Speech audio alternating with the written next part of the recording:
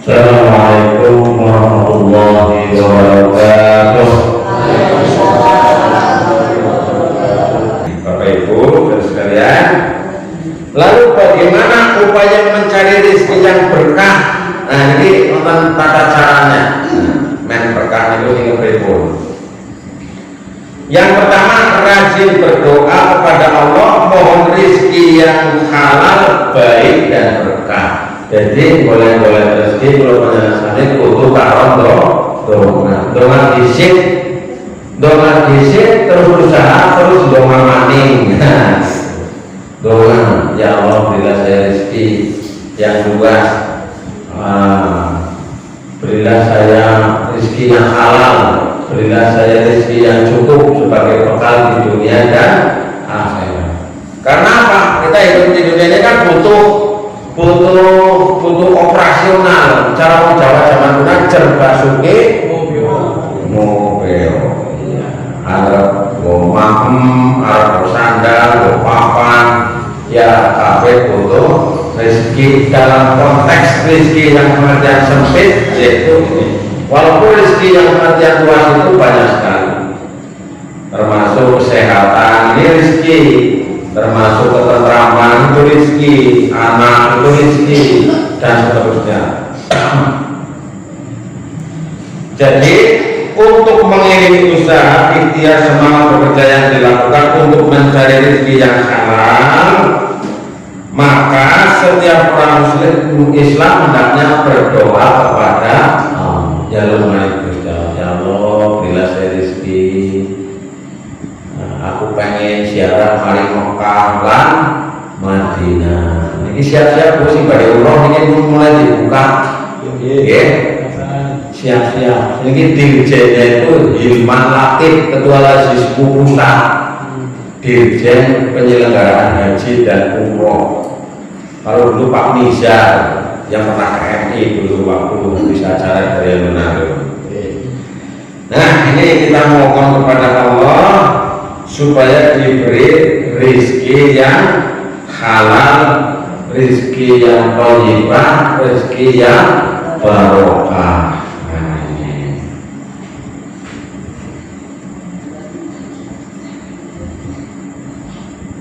Nah, banyak doanya, antara lain yang dituntunkan, dicontohkan oleh Nabi Isa, kemudian Nabi Ibrahim, kemudian dicontohkan oleh Nabi Muhammad SAW. Nanti bisa dipelajari. Entok kalau misalnya tidak pakai doa-doa yang maksur Quran dan hadis, bisa menggunakan doa pakai bahasa Jawa. Ya Allah, kula nyuwun dipun paringi rezeki kangge nyekapi kebutuhan, gesang ibadah, biar biayane putra putri sami sekolah, kuliah. Kajengen sami barokah bunga saged ziarah Mekah Madinah, putra putrine solih solihah. Nah, itu dah terus. Doa mari berjalan. Jadi amal itu sangat menyukai kepada orang-orang yang berdoa. Kemudian yang berikutnya yang B, ini tadi berdoa ya. Nah, yang kedua, penggunaan rezeki berdasarkan ajaran agama Islam dan tidak menyimpang. Rezeki yang diperoleh baik dalam jumlah yang banyak atau sedikit digunakan tidak secara boros dan pelit. Nah, ini patokannya. Ora boros, ora medhit, nang tengah-tengah. Ya, disona kabeh ya ora, diumpetna kabeh ya ora. Tapi di tengah dalam konsep agama kita itu ada konsep istilah sederhana. Ya, sewajarnya baik. Rezeki yang diperoleh dimanfaatkan sesuai dengan kebutuhan dengan tidak mengikuti hawa nafsu dan dikeluarkan untuk kepentingan perjuangan. Nah, ini antara lain. Dan dakwah Islam dalam bentuk zakat, infak, sedekah, hibah maupun wakaf. Hal ini berdasarkan firman Allah dalam surat Al-Baqarah ayat 215, yas'alunaka madza yunfiqun qul ma anfaqtum min khair falil walidaini wal aqrabina wal yatama wal masakini wal sabil wa ma taf'alu min khairin fa innallaha bihi alim. Mereka bertanya kepadamu tentang apa yang mereka nafkahkan.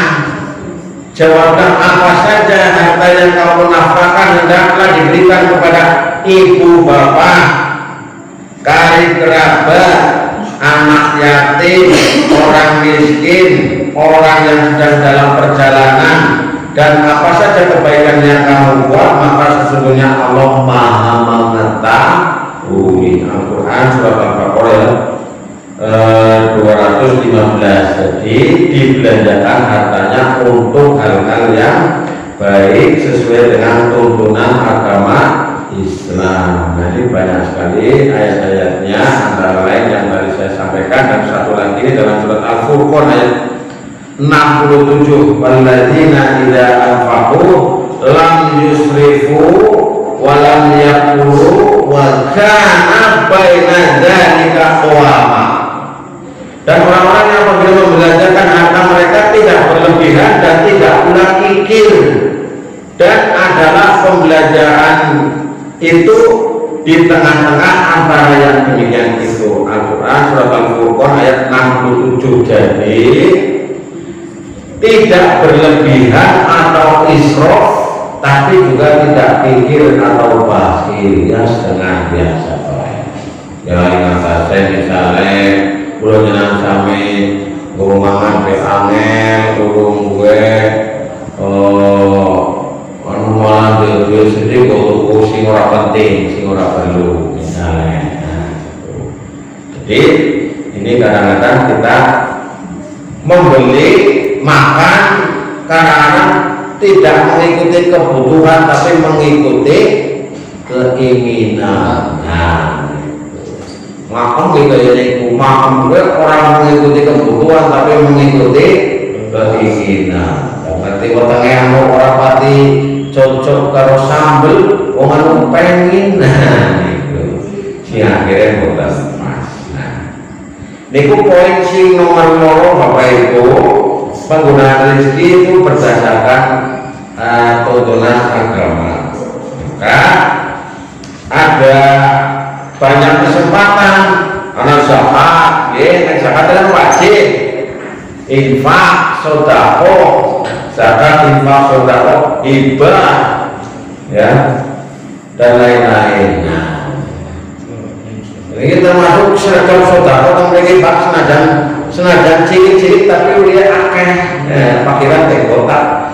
Ya, ini udah apa ya sih pirang dina ya kira jebak pirang dina karena sholatnya di ngapal gue setengah bulan apa sebulan apa 3 bulan nah, bisa uli akeh ini antara lain dengan bantu nyumbang amal jariah buat toko semen jadi nanti dicor udah sok anu rasa nek anu mangsa kuda cebrik ya nek terus jelasat di balik-balik ngesuk wis tapi kan lagi baru udah tuh sekolah main-main ya kan cebrik akhirnya dicor itu jadi kan kita sedikit kok cor-coran kondul pamati semen kok di sini kalau pasir super luar biasa kok bisa mau bal-balan mau futsalan mau basketan bisa ya, mau parkir mobil tronton di salah kuat luar biasa. Nah, ini antara lain dari amal jariah Bapak Ibu sebagian kemarin oleh PKM Pak Iran ini menyampaikan untuk membeli semen. Semennya kurangnya malah menjenakan. Ini Pak Gembong itu mulai garap hitungannya namburi kira-kira saya kira waktu mau ngari tak bapak itu keluar pokoknya naik pada ini kok kita pakiran mawon itu senajan serapun tapi kan semennya gede demong jadi naik arah amal jariah di sadar mawon maka tangan pakiran itu semen juga pinter sedikit pakiran itu sekitarnya nah ini jadi Bapak Ibu yang dirahmati Allah, penggunaan rezeki berdasarkan ajaran agama Islam dan tidak menyimpan. Nah, sekarang yang cek menghindari hal-hal yang dilarang oleh agama. Antara lain bagaimana orang yang punya rezeki itu ya dalam keluarga, dalam sisi ekonomi harus waspada dan hati-hati, bahwa kita harus tahu bahaya dalam mencari rezeki yang dapat melunturkan iman dan takwa kita kepada Allah. Antara lain orang-orang duitnya kurung akeh malah rajin ibadah, baca duitnya disakeh malah jadi kelalaian wana wong jenengane manusia. Maka ini harus diwaspadai, yang harus dihindari apa saja. Satu, melalaikan ibadah. Saking larisnya warungnya, saking larisnya dagangannya, orang teng-teng dikubur-kubur nanti kelalaian kalau jamaah sholat 5 waktu misalnya. Biar banyak rajin sholatnya, jadi bahasa gue sholat nanti orang asuh-asuh cepur makan turun sembahyang subuh nanti orang kubur lebih rame-rame jam 5 tekan jam 6 misalnya. Iya, berarti kelalaian dia. Maka dalam surat At-Takasur Allah mengingatkan al-haqumut bermegah-megahan telah melalaikan kamu hatta zurtumul maqabir, sampai kamu masuk ke dalam liang kubur. Ya apa? Gogoan ramune konek wis mlebu kuburan. Kalla saufa ta'lamun. Jangan begitu, kelak kamu akan mengetahui. Aja gue pokoknya bakal ngerti. Summa kalla saufa ta'lamun. Dipindoin mana nang Gusti. Dan janganlah begitu, kelak kamu akan mengetahui. Kalla lau ta'lamuna ilmal yaqin. Tambahin mana nang Gusti. Jangan begitu, jika kamu mengetahui dengan pengetahuan yang yakin. Ya, kalla lau ta'lamuna ilmal yaqin la tarawunnal jahim.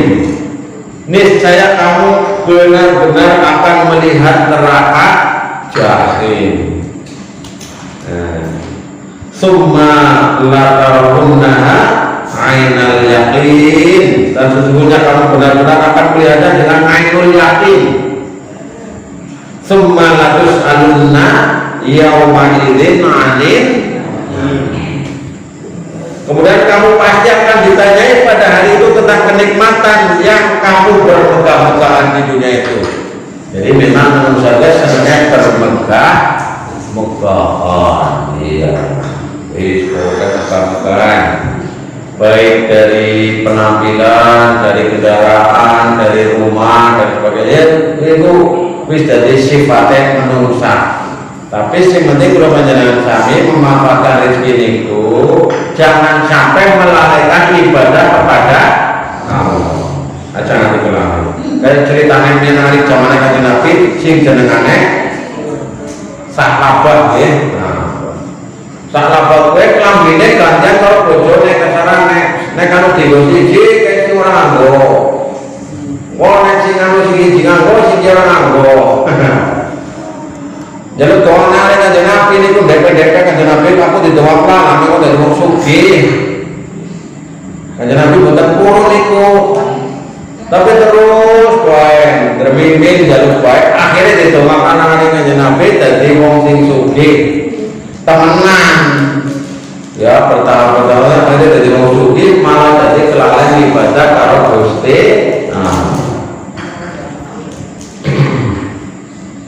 Juga ini dikritik oleh Allah dalam surat Al-Humazah.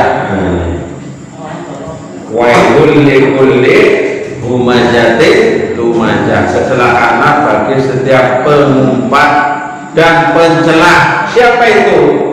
Alladzi jama'a malam wa 'addada, yang mengumpulkan harta dan menghitung-hitung. Jadi dicatem Yahsabu anna malahu akhlada, dia mengira bahwa hartanya itu dapat mengekalkannya. Kalla la yubadanna fil hutumah, sekali-kali tidak, sesungguhnya dia benar-benar akan dilemparkan ke dalam hutumah itu. Apa itu hutumah? Yaitu api yang disediakan, yang dinyalakan, yang membakar sampai ke hati. Sesungguhnya api itu ditutup rapat atas mereka, sedang mereka diikat pada tiang-tiang yang panjang. Al-Quran surat Al-Humazzah. Ini nomor siji, aja nanti ngelalekaken ngibadah maring Gusti Allah. Ada sampai itu Bapak Ibu ya? Mohon. Ini rezeki ini ya, rezeki yang ada. Lalu yang kedua yang harus dihindari yaitu kesombongan, kibir, angkuh. Kemegahan, kenikmatan dan kemewahan dunia akan menimbulkan rasa kesombongan diri dan membutakan mata hati. Jadi nek wong berbeli motor dunia pira-pira nggih, misale mobile 20, motore 50, tokone 30. Nah, itu saking sibuknya ngurusi dunia, mau nomor siji kelalen karo ibadah, nomor loro nek dadi akhirnya sombong. Wis ora kemutan karo rezekine Gusti Allah, kowe kudu usaha dhewe. Contohnya wong sombong kayak siapa?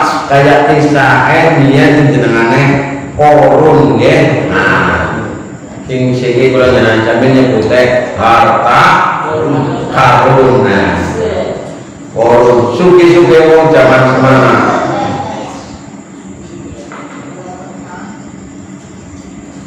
Maka Allah berpesan wala tusahir khaddaka linnasi wala tamshi fil ardi maraha. Dan janganlah kamu memalingkan mukamu dari manusia karena sombong, dan janganlah kamu berjalan di muka bumi dengan sombong. Nah, ini surat Luqman ayat 18. Wis nomor loro kon aja pada sombong. Duwe HP main ge dadak sombong. Duwe motor main dadak sombong misalnya. Duwe apalah gitu ya. Jadi ini yang menyebabkan hartanya jadi tidak barokah. Jadi harus menghindari kesombongan. Jadi biasa. Wong rezeki kabeh sekarang hari Gusti Allah, mengko ya bakal dibalekna dijiyok nang hari Gusti Allah. Yang nomor 3, ini yang nomor 1 melalaikan ibadah, yang nomor 2 kesombongan, yang ketiga bakhil. Napa? Bakhil. Karena terlalu cinta dunia, seorang tidak memperdulikan akhirat, tidak memperdulikan orang lain, dan tidak memperdulikan terhadap kewajiban-kewajibannya, antara lain zakat, infak, sedekah tadi itu. Maka Allah menyampaikan, innallaha la yuhibbu man kana mukhtalan fakhur. Sesungguhnya Allah tidak menyukai orang-orang yang sombong dan membanggakan diri. Siapa itu? Alladzina yaquluna wa ya'muruna an-nasa bil bukhli wa yaquluna ma atahumullahu min fadli. Yaitu orang-orang yang kikir dan menyuruh orang lain berbuat kikir dan menyembunyikan karunia Allah yang telah diberikan kepada mereka. Jadi bakhil itu kan merupakan salah satu penyakit rohani yang harus dibenahi. Maka ini yang dijauhkan. Nah, yang keempat, Bapak Ibu dan saudara sekalian, yang terakhir, menghindari dari hal-hal yang tidak baik yang dilarang oleh agama. Yang keempat adalah menghalalkan segala cara. Jadi, biar tulis sering promo ya, pelajaran samit. Roh, mulai rezeki sing haram angel apa maning sing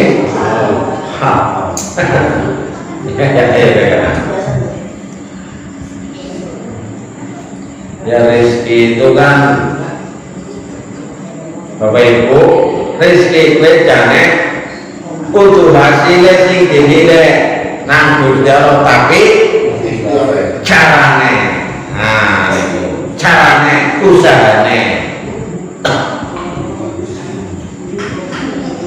Demi kemewahan kehidupan dunia, seorang mengejar harta tanpa memperdulikan unsur halal dan haram, etika, moral, hukum, dan aturan yang berlaku. Maka Allah berpesan dalam surat An-Nazi'at, fa'amma man toho fa'atarul hayatad dunya fa innal jahima hiyal ma'wa. Ada orang-orang yang melampaui batas dan lebih mengutamakan kehidupan dunia, maka sesungguhnya nerakalah tempat tinggalnya. Surat An-Nazi'at ayat 37 sampai 39. Maka Allah menyampaikan peringatan ini, Bapak Ibu dan saudara sekalian, iklamu annamal hayatud dunya la'ibun wa lahun wa zinatun wa tafakurun bainakum wa takatur wa takajurun fil amwali wal auladi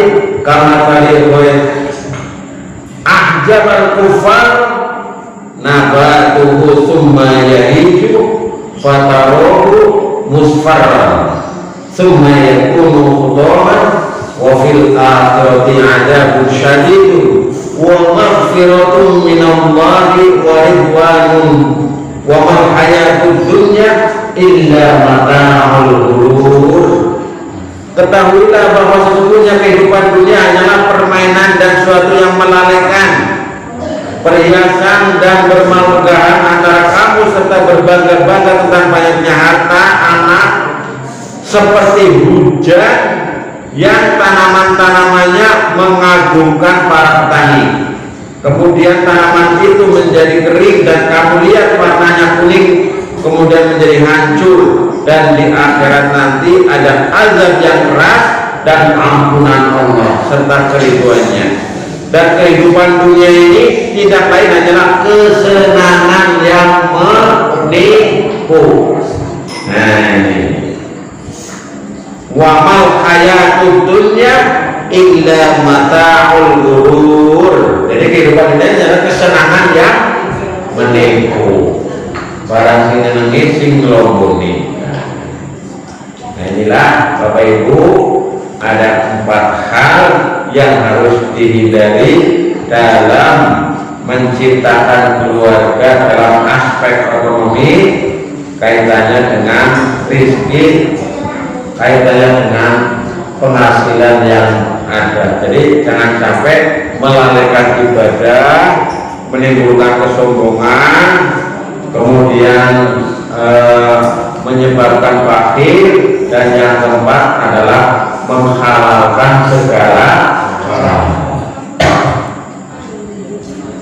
Nah, ini makatan bahwa Bapak saya akan menghormati mungkin pun jameng ya, taris kalau kasus mantan dipun lajengaken niku metake Bapak Ibu nggih, mugi-mugi sing maringi sing sedekah pinaringan ganjaran ingkang berlipat ganda saking Allah Subhanahu wa taala, sing dahar sing untuk kulita berkahan saking rezeki punika, amin ya rabbal alamin. Monggo kita kasihkan nirosan hamdalah, alhamdulillah. Bila tahu, assalamualaikum warahmatullahi wabarakatuh.